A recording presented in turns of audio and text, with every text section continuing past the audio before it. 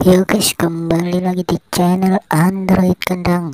Di sini saya tidak membuat konten game, tapi saya membuat konten tutorial cara membuat suara Google sendiri. Tanpa banyak bicara, langsung aja ke videonya. Check it out.